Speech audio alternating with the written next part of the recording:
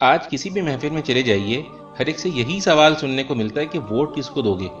کوئی کہتا ہے کہ میں اس کو دوں گا جو وقت پڑنے پر میرا کوئی جائز ناجائز کام تو کروا سکے، گویا ووٹ نہ ہوا رشوت ہو گئی کہ ادھر ووٹ دو اور ادھر کام نکلواؤ۔ کوئی کہتا ہے کہ میں تو اپنی برادری کو دوں گا، گویا ساری دنیا کی قابلیت تو ان کی ہی برادری پر ختم ہے۔ کوئی کہتا ہے کہ میں تو اس کو دوں گا جو جیت رہا ہو، گویا ووٹ نہ ہوا سٹا ہو گیا۔ کوئی کہتا ہے کہ سسٹم ہی ٹھیک نہیں، میں تو ووٹ ڈالوں گا ہی نہیں، گویا آپ کے ووٹ نہ ڈالنے سے تو سب ٹھیک ہو جائے گا نا۔ تو بھائیوں، کیا آپ نے اللہ کا حکم نہیں سنا کہ امانتیں اہل امانت کے سپرد کر دو؟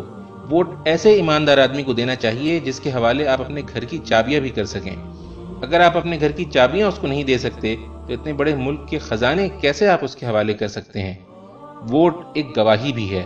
اللہ نے فرمایا ہے کہ انصاف کی گواہی دینے والے بنو۔ جس شخص کے حق میں آپ ووٹ ڈالتے ہیں تو در حقیقت آپ اس بات کی گواہی دیتے ہیں کہ وہ امانت، دیانت اور حکومت کے امور چلانے کی قابلیت رکھتا ہے۔ اور ووٹ نہ ڈالنے والے وہ بھی اللہ کے اس فرمان کو یاد رکھیں کہ اس شخص سے بڑا ظالم اور کون ہوگا جس کے ذمے اللہ کی طرف سے گواہی ہو اور وہ اسے چھپائے۔ پھر سنیں میرے بھائی، ووٹ ایک سفارش بھی ہے۔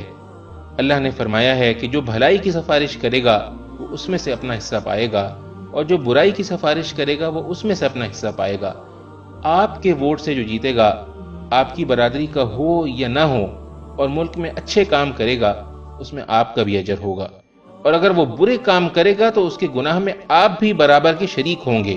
اس لیے ووٹ صحیح آدمی کو دینا، غلط آدمی کو ووٹ دے کر اپنی آخرت برباد نہ کر لینا، کیونکہ رسول اللہ صلی اللہ علیہ وسلم نے فرمایا، روز قیامت وہ شخص سب سے زیادہ خسارے میں ہوگا جو دوسرے کی دنیا کے لیے اپنی آخرت کھو بیٹھے۔